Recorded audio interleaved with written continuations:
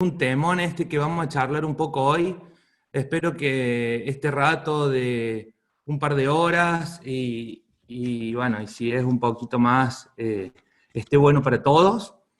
Para mí es un tema súper interesante, veo que para ustedes también, y, y en base a un poco a lo poco que leí, voy a ser honesto en esto, no pude ver y leer todo lo que me escribieron, pero bueno, leí algunas cosas y en base a lo que más o menos recopilé de lo que escribieron y además en relación al tema de hoy.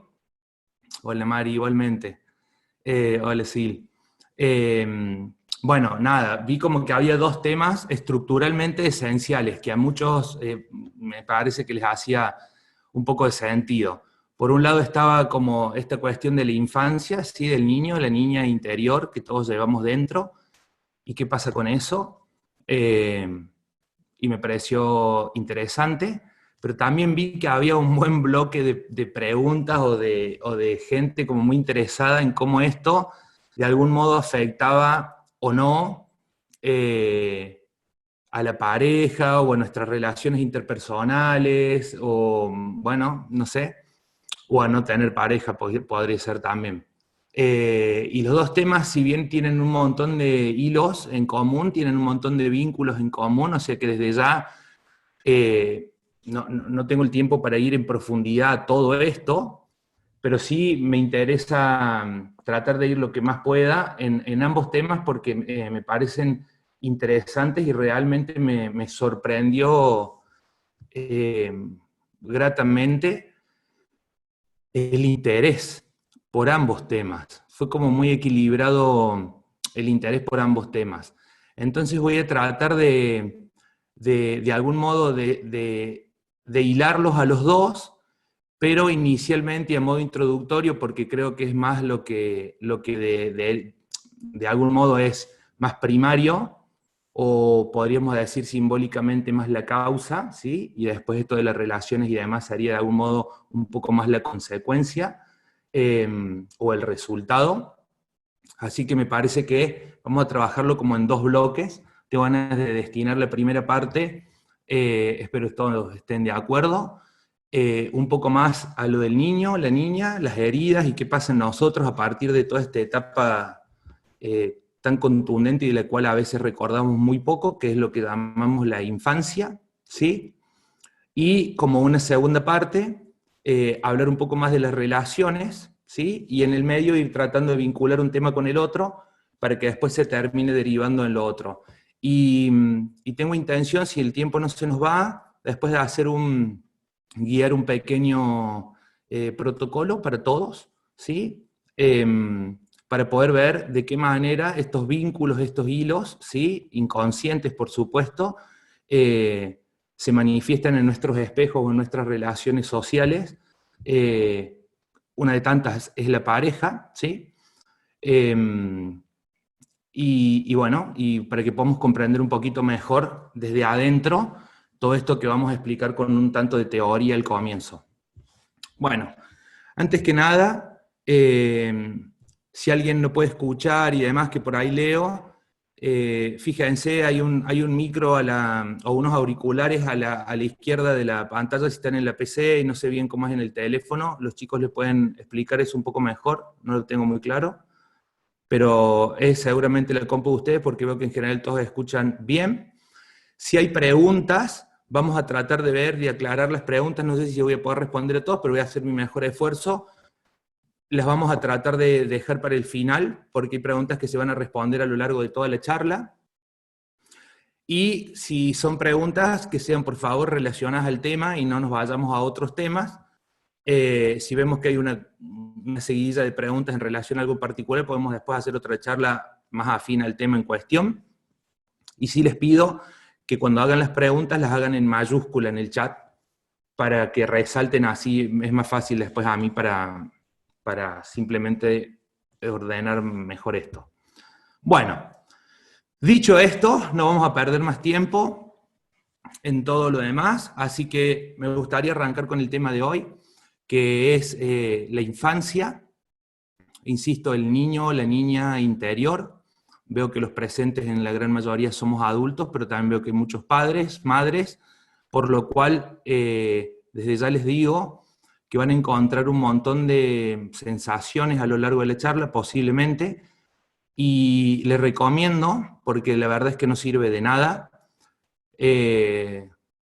sentir culpa, sentir, no sé, esa suerte de pegarse a uno mismo porque van a haber reflejos de cosas que inconscientemente, y esto es importante, entender que uno lo hacemos a veces en conciencia, pero muchas veces derivan en comportamientos para con nuestros hijos cuando somos padres que pueden que a partir de la charla de hoy sientan que, bueno, no sé, un poco de culpa, un poco de dolor, pero simplemente se trata de reconocer un error, simplemente es eso para mí.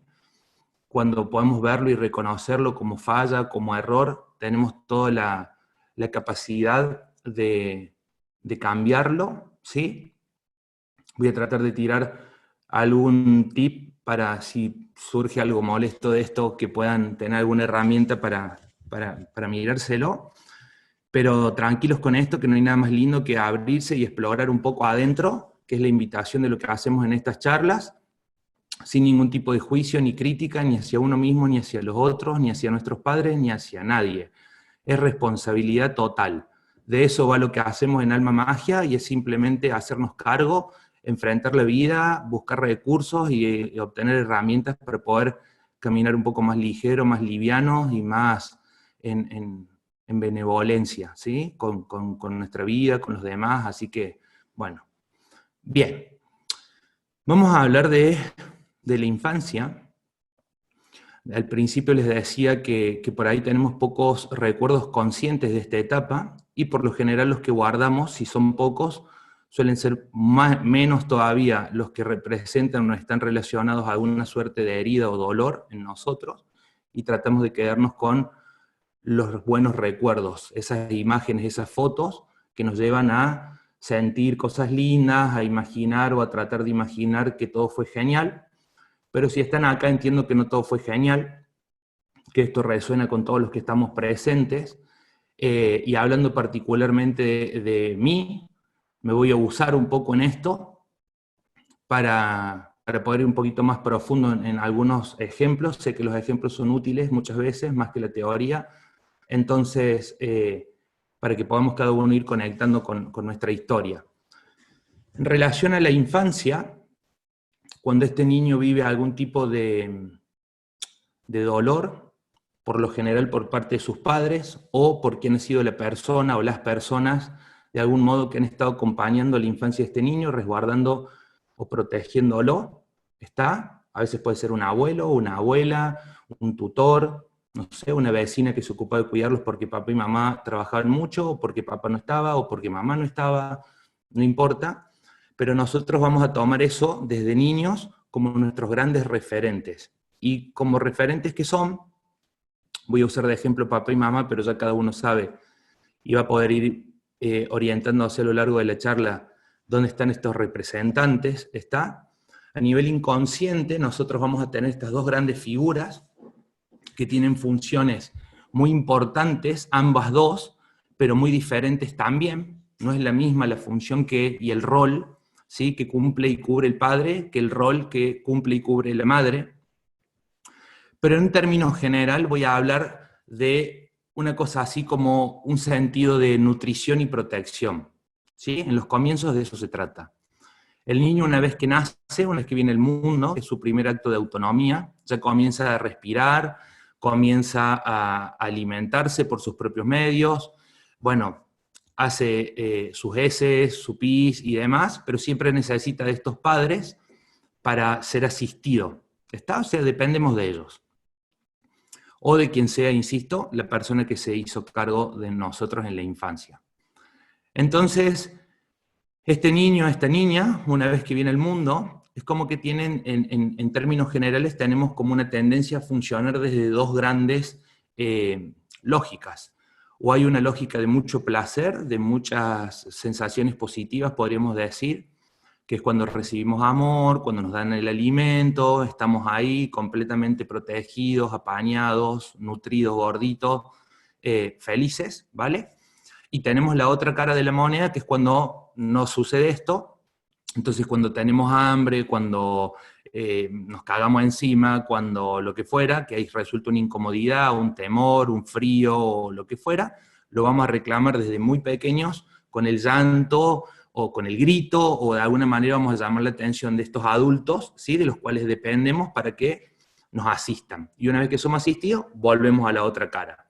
Esa es más o menos la lógica en los comienzos, de un lado al otro. A medida que vamos creciendo, vamos empezando a formar de algún modo o a ir gestando, entre comillas, una suerte de identidad, ¿sí? De personalidad, que cuando todo se da muy bien, cuando están estos valores súper estructurados en casa, cuando papá cubre y hace su rol, mamá también hace el suyo, y todo esto se da, el niño nace con una suerte de libertad, con una suerte de fortaleza, ¿sí? Me gusta esa palabra, como una fortaleza en su identidad, que le da un criterio de equilibrio en la vida y le permite ser como muy asertivo, ¿sí? Asertiva. Es una persona que puede leer de algún modo todo lo que sucede. Cuando esto no se da, y hay ciertas carencias que yo creo que todos las tenemos, ¿sí? Algunos en una medida y en una impronta muy fuerte y en otros en una cuestión mucho más débil o suave, ¿sí? Pero todos las tenemos. Por eso es importante desde el vamos saber que como padres, madres, hay que salir de este delirio ridículo de ser padres o madres perfectos, ¿sí? Porque es una lógica bastante atrofiada y bastante complicada para poder vivir en armonía, cuando en realidad es más simple aceptar de que somos imperfectos, que cometemos errores, y eso no dista de que podamos corregirlos, que podamos reconocerlos, que podamos decirle a nuestros hijos, a nuestras hijas que estamos ahí y que cuenten con nosotros, que somos los que vamos a acompañarlos en su sufrimiento. Pero no es lo mismo decir esto que decir o pretender no hacerlos sufrir. ¿Está? ¿Por qué digo esto ahora de entrada? Porque lo que más nos afecta como niños, niñas, y que es después lo que se va a trasladar, que vamos a hablar en la segunda mitad, a nuestros adultos, ¿sí? A la mediana y a la edad un poco más de mayores, pasar la adolescencia y la juventud, es que en esta lógica, nosotros de niños, como dependemos de nuestros padres, en un sentido literal, biológico, ¿sí? Que responde a nuestro cerebro más antiguo, que es donde nosotros nos convertimos literalmente en una lagartija, eso es biológico. Nosotros, como dependemos de ellos para alimentarnos, para asearnos, y esto que decíamos antes, vamos a estar tratando constantemente de algún modo, de poder cubrir, ¿sí? Las expectativas que papá o mamá tienen sobre mí. Tratando de que de ser buenos niños, de ser buenas niñas. Y esto puede ser, y me animo a decir que es el comienzo del conflicto, es donde nace la herida, es donde empieza a haber una suerte de separación entre lo que verdaderamente yo soy y entre lo que después termino convirtiéndome o transformando o adaptando, ¿sí? A cambio de sobrevivir. Es como una cuestión demasiado simplista y muy lógica, pero a nivel inconsciente funciona. Entonces, entender que esto no es que lo hacemos desde una lógica inteligente, porque el niño todavía está más en la primera infancia, 1, 2, 3 años, 4, 5, 6, 7, está forjando una identidad, una personalidad, pero también está como una esponja sumamente inocente, disponible para tomar todo, pero no tiene la capacidad concreta del adulto que puede racionalizar, que puede hacer una comprensión, que puede hacer un análisis más profundo de lo que sucede, sino que está muy vulnerable, somos muy vulnerables en esa etapa. Entonces, en esta vulnerabilidad, en esta inocencia de niños, se genera una inversión muy grande que después, hasta que no la miramos y no la trabajamos, puede representar como la gran cruz o una carga enorme que nos va a acompañar a lo largo de toda nuestra vida y que puede llegar a representar una dificultad, una limitación, un condicionamiento en el adulto, ¿sí? En nosotros como adultos, y qué se deriva de esta etapa. ¿Está?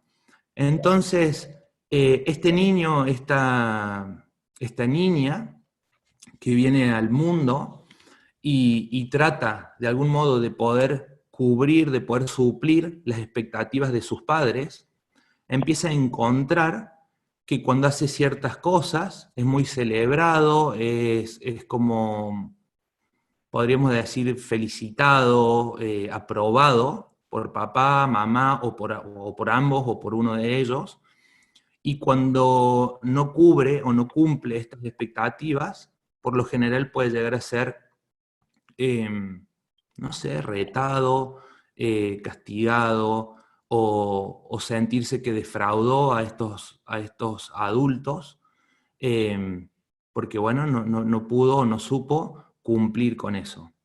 Entonces, de a poquito, ¿sí?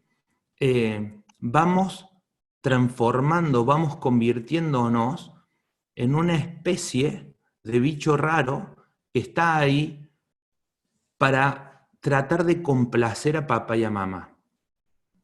Obviamente, pujado por su instinto de supervivencia, insisto en esta idea para que lo comprendamos, porque no hay otra cosa detrás, de que al depender de ellos, yo necesito tratar de aceptar sus normas, sus reglas, sus leyes, ¿estamos?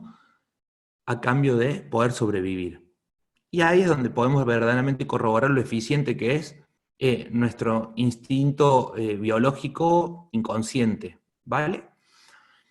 Pero, a veces, todas estas adaptaciones que hacemos, que se graban a fuego, pero muy profundo en esta etapa, porque insisto que somos demasiado vulnerables y como esponjitas tomamos todo, cuando va pasando el tiempo, en toda esta cronología de vida, en este guión que vamos viviendo, se van cada vez acentuando más, y esto puede ser lo que el comercio nos aseguró la supervivencia, después en el mediano y en el largo plazo, en nuestra actualidad, puede llegar a ser la gran complicación. ¿Está? Y es por eso que siempre digo, es importante mirarlo. Es muy importante mirarlo, porque nadie lo puede ver por mí. ¿Sí? Pero es como es tan inconsciente, está tan surcado en todos mis caminos neurológicos, ¿sí? Se vuelve una zona de confort, que siempre digo esto, es segura para mi psiquismo, pero no necesariamente confortable. Y acá viene el problema, o acá es donde empezamos a mirar este tema, porque esto puede derivar en el adulto en problemas de no encontrar pareja, en problemas de no poder comprometerme, en problemas de que siempre mis trabajos al principio me enamoran completamente, pero después de un tiempo ya me empiezan a aburrir y empiezo a tener conflicto con eso. Esto puede generar en algunos casos, y por ahí más en hombres, como una suerte de encantamiento en los comienzos con una relación de pareja, pero una vez que, no sé, llegaron a la relación sexual, el encantamiento se va a la mierda, y poco a poco empiezan a encontrar todos los peros de por qué no, porque siguen en una fantasía de la mujer ideal, ¿sí? En el fondo es un niño buscando a su madre a través de las parejas, y es complicado porque una pareja no es su madre, pero como es inconsciente, no lo entiende, entonces pasan por una y otra y otra y otra y otra pareja, sin poder comprender que la realidad y el humano tiene sus cosas, y que a partir de ahí pueden hacer y forjar un carácter maduro, pero se quedan en esa inmadurez. Entonces acá hablamos de ese niño eterno, que lo podemos ver en algunos relatos como El Principito, la historia de Peter Pan, ¿sí? La historia del Principito, de acuerdo a cómo se lee, es un libro hecho para grandes, no es un libro hecho para niños, pero en realidad lo que muestra es esa soledad de ese niño, que cuando tiene que ir hacia ese mundo de la verdad, de la realidad, del el mundo real, donde hay responsabilidades, hay otra gente y todo esto, elige quedarse muchas veces en esta soledad, en estos mundos imaginarios donde está el perseguir el dinero, la sabiduría y demás. Entonces puedes generar eso, puedes generar personas muy dependientes en la edad grande, personas que huyen fácilmente de cualquier situación donde empiece a implicar cierto compromiso, puede generar personas muy masoquistas, víctimas, ¿sí? Puede generar un montón de cosas. Ya vamos a ir viendo algunos ejemplos de esto.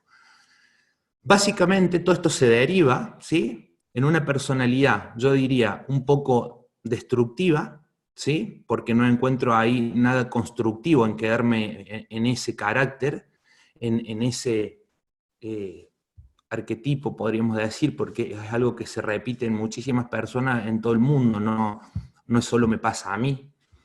El ego hace cosas ridículamente locas con tal de conservar y de algún modo de poder sostener esta estructura que siempre lo va a invitar a que se lo mire, pero va a hacer de todo para no tocar esa herida que se grabó en su infancia. Y lo más duro y triste de poder observar y aceptar es la inversión. ¿Qué significa la inversión? Literalmente es dejar de ser yo, lo que en esencia yo soy, para empezar a ser algo que esperan de mí. Lo voy a resumir en eso, ¿sí? Podríamos de esto dar un taller entero, pero lo vamos a resumir en eso para poder profundizar. Esto significa que si en mi primera infancia yo he vivido algún tipo de herida, ¿por qué se van a dar estas heridas? Se van a dar literalmente porque hay una estructura familiar, no solamente de mis padres, porque ellos también le heredan de los que estuvieron antes que ellos, más atrás, más arriba, podríamos decir, en la genealogía, en donde básicamente muchas veces el poder, ¿sí?, significa un abuso de poder, como una estructura de base. Y esto es muy destructivo. ¿Está? El poder en sí, en su sana y en su equilibrada profundidad, es algo sumamente interesante, es sumamente importante, por eso hablamos de empoderamiento, por eso hablamos de valoración, por eso hablamos de todas estas cosas, pero cuando el poder de base es una estructura... Cierren el micro, gracias. Es una estructura destructiva, ese poder, ¿sí?, que en una lógica constructiva me va a permitir crear un montón de cosas a lo largo de mi vida, desde relaciones sanas, proyectos, economía, mi hogar, y construir una familia y un montón de cuestiones. En una lógica destructiva, ese poder se va a convertir en un abuso de poder, y a partir de ese abuso de poder, porque lo viví en mi infancia, voy a grabar un montón de heridas. Entonces, estas heridas, y esto no es para aligerar las culpas ni de algún modo como negar las cosas como son, todo lo contrario, pero cuando podamos comprender que ese abuso, ¿sí?, que a veces por parte de papá o de mamá se ejerce sobre nosotros como niños, no lo hacen en conciencia, sino que ellos también cargan sus heridas, ¿sí? Y a partir de sus heridas vamos a trasladar a nuestros niños, a nuestras niñas, como una suerte de repetición o como una suerte de compensación, ¿sí?, eso que no está sano en mí. Voy a ver esto un ejemplo concreto para que se entienda mejor. Si yo, por ejemplo, viví en mi infancia un estilo o una suerte de abuso de, no sé, de poder hacia mí verbal, ¿sí? Porque, bueno, me trataban mal, porque me decían que era bruto, bruta, porque mi hermano lo hacía mejor, ¿sí? Voy a hablar después un poco de esto. O me comparaban con alguien más, o con un amigo, otra amiga, mirá lo bien que lo hace, o mirá qué linda que tiene ordenada la habitación tu hermana y vos tenés este desastre, o cosas por el estilo, y en esa lógica de comparación, ese padre o esa madre no entiende, no entendemos, yo me hago absolutamente responsable desde mi lugar de padre también, porque lo he hecho, ¿sí?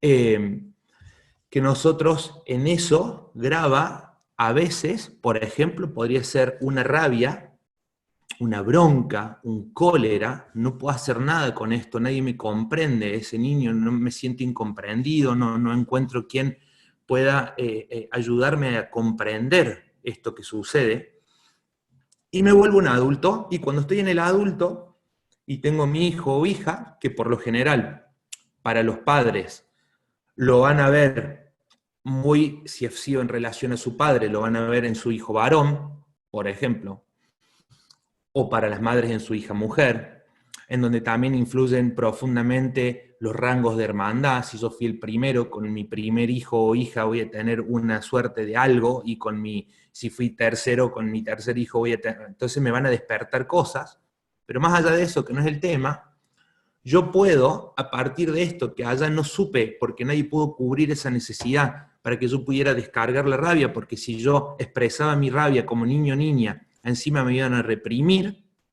era peor, o castigar, la guardé y me adapto al adulto. Cuando me vuelvo adulto, me creo con el derecho que no tuve cuando era niño, pero la necesidad sigue descubierta en mí, y cuando mi hijo o mi hija u otro adulto, que nada que ver, me provoca y me toca esa herida, ¿sí? Yo voy a buscar descargarla muchas veces erráticamente con mis niños, que son muy vulnerables, porque sé que no me la van a devolver, sé que no tienen cómo defenderse, por lo general. Entonces voy a descargar esa jarra rebalsada de rabia, de ira, diciendo, ¿sí?, todo lo que no pude decir cuando era niño a un pobre niño o una pobre niña que sería mi hijo o mi hija. Y trasladando esta herida que viene de mí, ahora a mis pequeños o a mi pequeña hija, ¿sí?, con la misma lógica que mi padre o mi madre me lo hizo en mí. ¿Está? Porque son fáciles, son vulnerables. En este sentido, cuando hablamos de ese abuso o del abuso en general, hay 4 tipos de abusos, ¿sí?, que después van a derivar en ciertas cuestiones. Pero hay un abuso sexual, ¿sí? Sabemos lo que es el abuso, el tocamiento y todo lo que pueda significar la violación, porque esa es la palabra correcta. A veces usamos la palabra abuso porque queremos reducir el conflicto, y eso es un modo de negar. Está la profundidad y la impronta de lo que sucedió. El abuso emocional, el abuso verbal y el abuso físico. ¿Está? Entonces, noté 4 o 5 palabras por cada uno de estos para no olvidarme y hablar un poco de esto, porque desde acá nos va a dar el pie para después poder mirar esto que veo que les interesa mucho, que es qué nos pasa y qué proyectamos en nuestra pareja, o en nuestros hijos, o en nuestras relaciones interpersonales, a partir de lo que se graba en esa etapa. Resumiendo, antes de entrar en esto en un poquito más de detalle y profundidad, para que todos lo comprendamos, es: el niño viene, ¿sí?, en su mundo de magia, en este potencial creativo, en un lugar, en una situación donde todo es maravilloso, ¿sí?, donde está encantado por todo lo que sucede. O a veces viene porque ya desde el vientre de papá o de mamá hay toda una impronta en la atmósfera que se vive, esa madre o ese padre, o ambos dos, o lo que fuera, y ese niño ya trae una caparazón antes de nacer, ¿sí? En su gestación, en su vida intrauterina, ya trae una caparazón de protección, porque lo que se le está diciendo, y esto la epigenética, al que le interese el tema puede profundizar un montón. Bruce Lipton es un genio, al que les guste eso, un biólogo hermoso para ir ahí. Es lo que pudo demostrar la ciencia con la epigenética, que toda esta atmósfera tiene la condición de modificar y adaptar el ADN para estar mucho más adaptados después a este ambiente. ¿Está? ¿Por qué? Porque quiere sobrevivir. Simple. Entonces, cuando esas heridas, por ejemplo, un rechazo, que el niño lo puede grabar en el mismísimo momento que la madre se entera de que está embarazada de alguien y no era lo que buscaba, boom, ya está el sello impreso en él, en ella, ¿sí? O después de que nació y, esperamos la nena o el varón, o el padre no estaba nunca, iba a grabar otra herida, ¿sí? De acuerdo a estos progenitores, si somos varones con el del mismo sexo, vamos a grabar ciertas heridas, y si somos nenas, vamos a grabar con el progenitor del mismo sexo ciertas otras, y viceversa si es en relación al padre al hijo, o la madre al hijo, y lo mismo con la nena. Todo esto va a ir definiendo. Y en pocas palabras, lo que va a pasar es que vamos a ir reduciéndonos a algo que creemos que somos, que no es real, sobre lo que después vamos a luchar toda nuestra vida, porque vamos a ir opacándonos, vamos a ir guardando, ¿sí? en un bolso que le vamos a llamar nuestra sombra, todo eso que no queremos ver en nosotros, para transformarnos en eso o en esa, ¿sí? Que de algún modo está más en sintonía con lo que mis padres esperan de mí. Y acá me gusta mucho esto de ver como la norma y la conciencia. El ser esencial, el espíritu y el brillo de una persona que está conectada en referencia interna consigo mismo, consigo misma, y la persona que está completamente desconectada o poco conectada o de a ratitos conectada porque está muy en relación al externo. Y eso tiene mucho que ver con esto que estamos hablando, porque en realidad yo estoy más preocupado, preocupada o operando, accionando, viviendo mi vida de acuerdo a lo que esperan de mí, muy atento al juicio de la mirada de los demás, muy atenta a lo que creo que los demás quieren o creen de mí, que no tengo ni puta idea qué piensan de mí, pero yo me creo que eso es lo que pasa, entonces cambian mis comportamientos y estoy todo el tiempo luchando para no ser juzgado, porque tengo miedo que si me juzgan o que yo no cumplo con las expectativas de los otros o de las otras, en mis amistades, en mis relaciones y demás, el otro me pueda dejar, y en el fondo atrás hay una niña o un niño con una herida de abandono, de rechazo, de humillación, ya lo vamos a ver un poquito más. Entonces yo dejo de ser yo en esencia y me convierto, me enmascaro, me escondo tras un personaje que no soy. Y esa es la base del problema. Resumiéndolo, esa es la base del problema. Porque tengo miedo que si yo empiezo a expresarme lo que verdaderamente yo soy, lo que siento, lo que me pasa, lo que verdaderamente tengo ganas de decir, de confesar, de sinceramente expresar, ¿sí? Puedo llegar a ser rechazado, puedo llegar a ser abandonado, puedo llegar a ser apartado, excluido, excluida, y no quiero tocar ese dolor. Entonces me convierto en algo, ¿sí? Como un títere, un personajón que está todo el tiempo tratando de darle con el gusto a todo el mundo. ¿Sí? Y esto es fatal. Fatal. Porque es lo más destructivo que un ser humano puede hacer consigo mismo. Es olvidarse de quién es en esencia, de quiénes somos en esencia.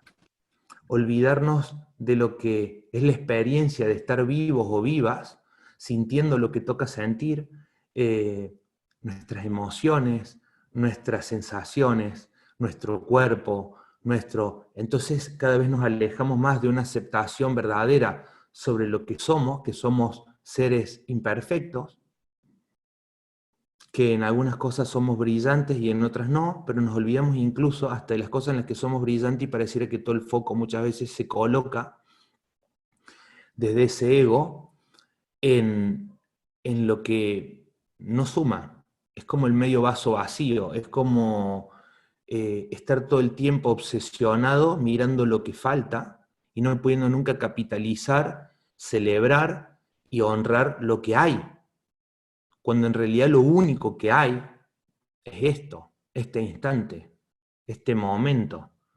Esto es todo lo que hay. Y si yo no soy plenamente feliz y me acepto completamente en este instante, ¿cuándo? ¿Cuándo? Cuando logre no sé qué, cuando haga no sé cuánto, cuando tenga y no sé qué, recién ahí yo voy a empezar a experimentar esto que creo que está atrás de eso, escondido, o sujetos al pasado, que es una suerte más de depresión. No, es que como a mí me pasó, tengo todas las justificaciones válidas para decir por qué hoy vivo esta vida de mierda. Y a la gente le encanta esto. O cuando yo logre y viven en esa suerte de ansiedad, pero en cualquiera de los modos se están perdiendo esto que es lo único que hay, que es este instante. Y en este instante quizá toca sentir vergüenza, quizá toca sentir dolor, quizá toca sentir amor, alegría, pero es solo en este instante que puedo hacer esa experiencia. Si no soy feliz ahora, no voy a ser feliz mañana, porque no es algo que yo lo pueda poner y colocar en el tiempo, no es un objetivo, es una forma de andar, es una forma de caminar, es una forma de ser. Y en el lugar que voy a poder experimentar la inmensidad de todo eso en mí, tiene que estar en coherencia con lo que yo soy. Y lo que yo soy no es lo que yo creo que yo soy, no es con lo que yo me identifiqué, no es lo que los demás esperan de mí. Es la evaluación en primera persona, en referencia interna, de ver si estoy o no viviendo una vida que está en acuerdo con lo que yo pretendo. Y sobre esto nadie se puede esconder. No hace falta que venga nadie de afuera a juzgar o no esto. Entonces, si yo estoy en la insatisfacción, si yo estoy yo sé, puedo entender de que no entiendo en conciencia profunda de dónde se deriva, qué es lo que lo origina, qué es lo que sucede, lo entiendo. Pero lo que sí sé es que cuando somos plenamente honestos, sinceros con nosotros mismos, con nosotras mismas, sabemos dónde está el problema. Pero a veces no nos atrevemos a mirarlo porque puede doler, no nos atrevemos a explorar ese lugar, a trabajar ese lugar, porque tenemos miedo de lo que esto va a desencadenar. Y eso se llama zona de confort, que insisto, será muy segura para mi psiquismo, pero para nada confortable. Muchas veces está muy lejos del verdadero placer, está muy lejos de la facilidad, está muy lejos de la alegría, está muy lejos de la sonrisa, está muy lejos de la potencia, del poder real que va a dar a la persona todo ese encanto, esa luz, esa fuerza, esa energía que va a permitirle mirar la vida con ojos de niño o niña, dispuesto a descubrir, con ojos creativos, con nada, enamorados de la vida. Que va a tener momentos difíciles, por supuesto, porque si no sería la fantasía y quedarme bloqueado en la infancia. Pretender que hay un modelo que es perfecto.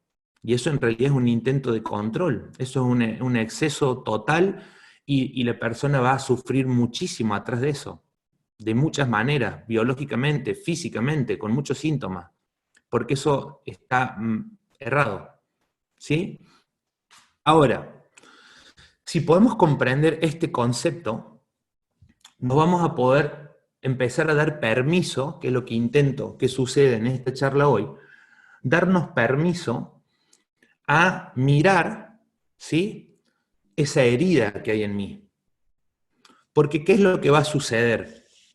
Nosotros, por ejemplo, si tuviéramos una herida o en la infancia hubiéramos vivido algún tipo de abuso, vamos a ir por partes, por ejemplo, sexual, ¿sí?, ese niño o esa niña pequeñito, pequeñita que no comprende, que encima depende de los adultos, va a cargar toda la vida con ese dolor, pero lo va a guardar en el placar porque ese niño o esa niña, por lo general, se sienten que han provocado algo para vivir esto.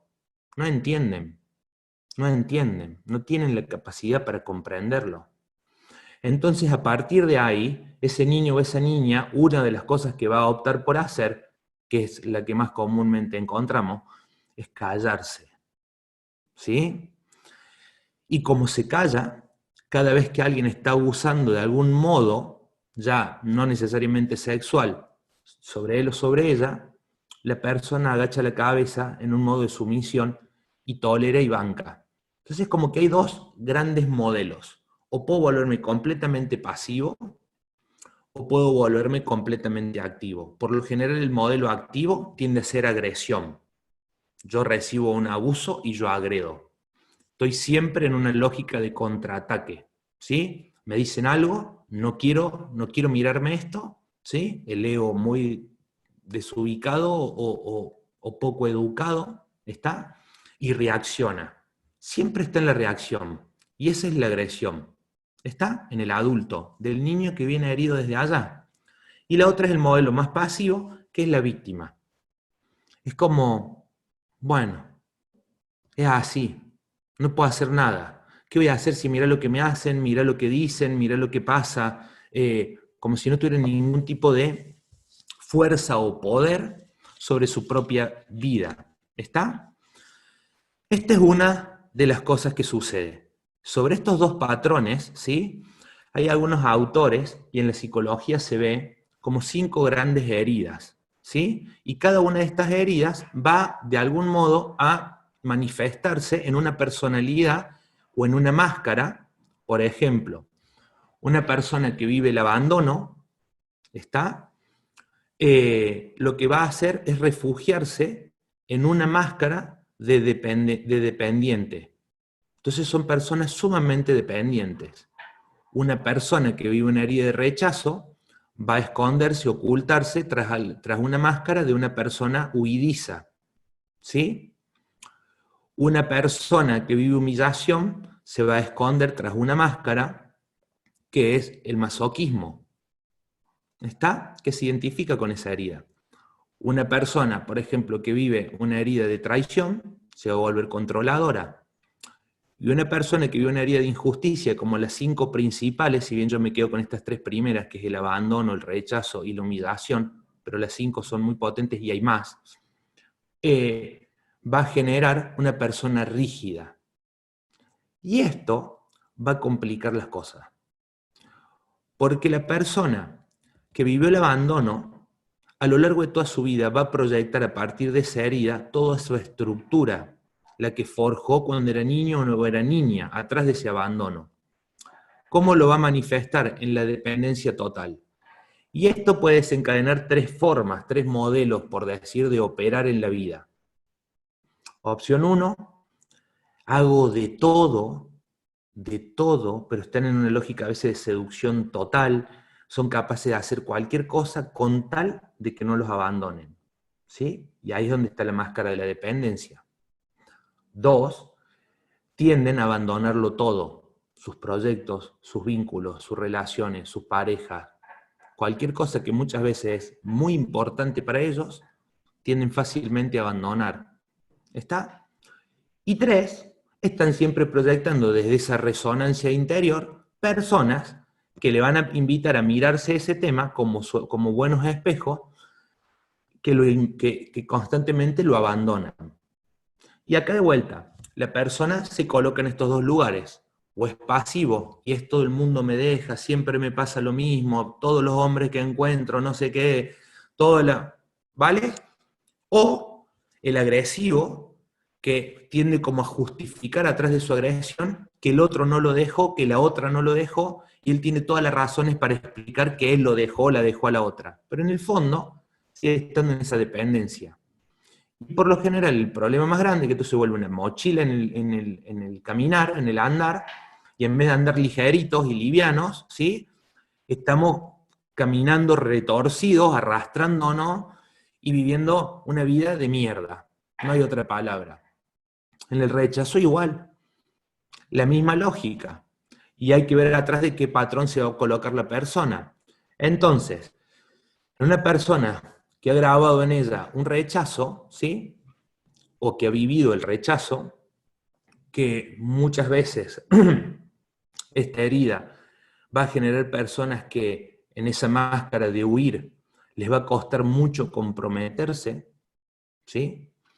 Va a vivir siempre con el miedo a que lo rechacen. Y la misma. O rechaza antes de que lo rechacen a él o a ella, por ejemplo, o siempre lo encuentran y llega un momento que lo rechazan, ¿sí? O ante la mínima de que la cosa se ponga un poquito más pesada, huyo. Entonces son los que viven colgados de las palmeras, tratando de estar poco con los pies en la tierra, pocos compromisos y que no haya muchas cosas en el camino que los aten a la realidad, porque en el momento que tengan que huir, si tengo muchas cosas va a ser difícil huir. Es más fácil la vida del nómade en la persona que ha sido rechazada. Incluso con las cosas materiales. Comprar una casa y es medio, les hace ruido porque esto ya te implica y te conecta a bajar la tierra. Hay que hacerse cargo, pagar cosas, la pareja, va a ocupar cada uno su espacio, su lugar, y ahí puede que eso signifique mucho estrés para la persona. Entonces prefieren siempre estar y lo justifican muy bien, pero están siempre huyendo de todo. En el caso de la persona que ha vivido más la humillación, ¿sí? Que se vuelve más masoquista, se las va a ingeniar de mil maneras para siempre estar en contacto con esa herida, escondido atrás de ese masoquista que podría ser el más sonriente, ¿sí? El pasivo, la víctima se ríe del mismo, ah, qué bruto que soy, me manché la ropa, ¿sí? Cosas por el estilo, y como que me burlo de mí mismo, o la persona que va a tratar, para que no lo humillen, de mostrarle a todo el mundo que él puede con todo. Entonces se carga todo. Todos los problemas de la familia, todos los quilombos que hay, él se los carga y va por la vida como una suerte de salvador al servicio total, ¿sí? De ayudar a todo el mundo, pero olvidándose completamente de él. Y esto es lo que lo vuelve tan fatigado y tan humillado. ¿Y cuál es el dolor del masoquista en esa máscara? Que la persona necesita hacer un cuerpo sumamente grueso, fuerte, rústico, para poder bancar y llevar a lo largo de toda su vida todo esto. Como en el caso del rechazado, se vuelven súper flaquitos, a veces anoréxicas, para pasar desapercibidos y que nadie los vea, cosa de que no los puedan rechazar y puedan huir fácilmente, sentándose siempre cerca de la puerta en los cursos, levantando, no apoyando los pies en el suelo y teniéndolos siempre medio en el aire para no estar en contacto con el suelo, ¿está? O cosas por el estilo, podría darle mil ejemplos, no vamos a hablar de eso, pero eso son cosas que encontramos comúnmente, o en el abandono, que vamos a encontrar alguna suerte de flacidez en alguna parte del cuerpo. Estas son como características físicas y un montón de síntomas y de diagnósticos, ¿sí? Médicos, en relación a las distintas heridas, que cuando vos ves el cuerpo decís, ya sé por dónde va la cosa, y cuando ve el otro cuerpo como que ya sé por dónde va la cosa, y esto no significa que no podemos tener de todas un poco. De hecho, por lo general tenemos muchas, porque alguna vez nos han hecho, o nuestra madre o nuestro padre se ha avergonzado, o nos dice, yo así no te llevo a ningún lado, ponete una buena ropa que yo no voy a ir a pasar vergüenza con vos, y dichos como esto. Esos son muy profundos en la psique de un niño y una niña, llega a unos lugares sumamente implicantes, muy profundos. No es una joda, no es un chiste. Aunque lo hagamos en tono de risa, es una manera más de disfrazar, pero ahí hay un abuso verbal.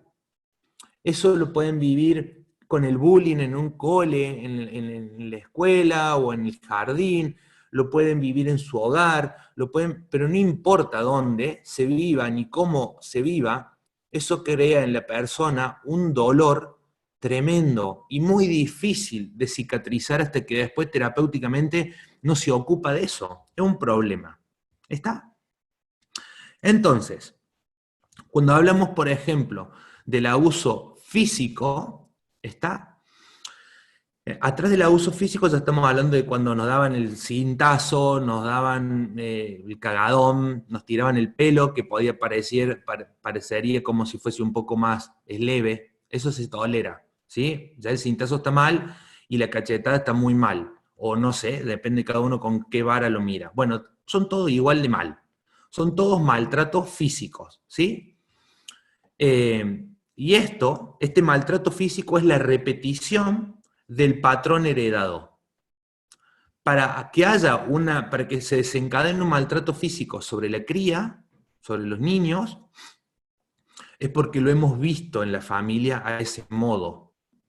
Entonces, en esta repetición, cuando está saturado papá o mamá, yo estoy saturado, voy, le meto un tirón de oreja, le tiro el pelo o no sé qué, ¿está? Como para marcar quién es el fuerte y quién es el débil. Entonces, a partir de eso, el niño o la niña también graba de que en algo está fallando. Aunque no lo comprenda, para ser castigado, genera en esa confusión interna un problema. Lo hago mal. Hay algo que estoy fallando. Entonces, nuevamente, se repite la lógica de trato de convertirme, de ser lo que papá o mamá esperan que yo sea. Está la norma, lejos de la conciencia, la referencia externa, lejos de la referencia interna, y entiendo de que hay ciertas cosas que te hacen mal, que pueden doler, pero es parte de lo normal. Mierda, eso no es nada normal, eso no es correcto, no es la forma, es maltrato, en este caso físico, pero es maltrato al fin. Entonces, en esto hay que empezar a comprender la impronta. Ahora, ¿por qué hacemos eso? ¿O por qué usamos eso como un recurso, como padres? ¿O por qué lo usaron nuestros padres con nosotros? Porque no encontraban otra manera. Porque en su modelo, en esta lógica de repetición, no encontraban otra manera y cuando llegaban al punto de saturación, hacen eso o hacemos eso que no está justificado bajo ningún medio, está, pero sin embargo es porque no estamos encontrando otra manera. Porque ese niño o esa niña, en el caso de que lo veamos con ojos de padres, nos está poniendo en manifiesto, está ese dolor como espejándonos como grandes maestritos que son, nos están mostrando eso que está sin resolver allá. Por eso no encuentro otra manera. Entonces no hay nada que lo justifique hasta que no me hago cargo, me lo miro y me pongo a trabajar en eso. ¿Estamos? Después cuando hablamos del abuso verbal, ¿sí? Esto eran las 4 cosas que veíamos al comienzo. Sexual, físico, verbal y emocional. ¿Está? El verbal es uno de los que a veces llega a ser hasta más profundo y dañino que el físico. Con esto no estoy diciendo que el físico pasó ahora a ser nada, entendámoslo bien, por Dios, lo aclaro, ni mucho menos el sexual, ni nada. Ninguno de estos es mejor ni peor que nada. Son todos una cagada y no sirven de nada, pero hasta que no podemos ponerlo en palabras y verlos así nítidamente, no vamos a entender de dónde se derivan un montón de otras cosas. Por eso simplemente es que lo traigo a colación. Perdón, disculpen. Cuando se habla de abuso verbal, que en esto es donde les contaba que me anoté unos puntos, porque no quiero que se me escape, ¿sí? Hay 2 cosas por sobre todas que va a afectar en el niño o la niña, y esto lo va a arrastrar toda su vida hasta que lo trabaje. Uno, ¿sí? Antes de leerle los puntos, es la valoración o la desvalorización, ¿sí? Una persona que duda toda la vida qué valor tiene, no por lo que hace, sino por lo que es. Ese es el verdadero valor, no es por ser útil, ¿está? Sino es por ser, ¿vale? O la carencia de autoestima, tremendo conflicto, que hoy se ve, pero con todo el mundo, chocas con esto. La desvalorización profunda y todo el tiempo esta suerte de baja autoestima, podríamos decir.